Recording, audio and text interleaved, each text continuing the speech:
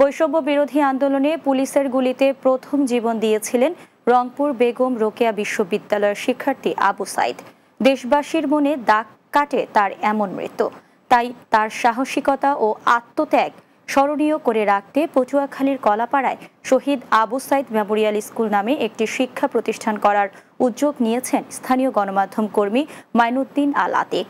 তার এমন উদ্যোগকে সাধুবাদ জানিয়েছেন স্থানীয়রা। পটুয়াখালী কলাপাড়া উপজেলা প্রতিনিধি মনির হাওলাদারের পাঠানো প্রতিবেদন, জানাবেন সুরাইয়া সীমা। বিদ্যালয়টি প্রতিষ্ঠিত হওয়ার প্রস্তাবনা চলছে।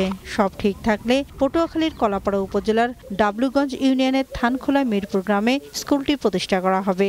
এখানে কাছাকাছি কোনো শিক্ষা প্রতিষ্ঠান না থাকায় এবং সরকারি প্রাথমিক বিদ্যালয়গুলো 2 থেকে 3 কিলোমিটার দূরে হওয়ায় শিক্ষা থেকে বঞ্চিত হচ্ছে শিক্ষার্থীরা। স্কুলটি নির্মাণ হলে আবু সাইদ যেমন স্মরণীয় হয়ে থাকবেন, তেমনি শিশুদেরও শিক্ষার নতুন ক্ষেত্র তৈরি হবে।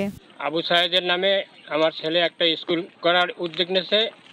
আপনারা সবাই দোয়া করবেন, সহযোগিতা করবেন। স্কুলটা এই নামে হোক, এটা আমরা খুব একটা খুশি এবং এলাকার মানুষ সবাই এই নামের উপরে রাজিও থাকবে। গ্রামগঞ্জের শিশুরা আধুনিক শিক্ষা থেকে বঞ্চিত, তাই এখানে যদি একটা স্কুল হয়, গ্রামগঞ্জের শিশুরা আধুনিক শিক্ষা পাবে।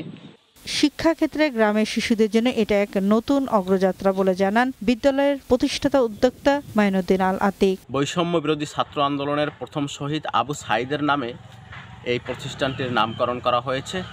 আশা করছি প্রতিষ্ঠানটি এলাকার শিশুদের মাঝে আধুনিক এবং মানসম্মত শিক্ষা বিস্তারের লক্ষ্যে অগ্রণী ভূমিকা রাখবে।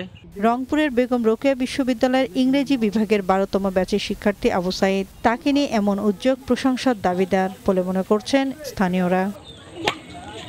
Desk report, Bangla TV.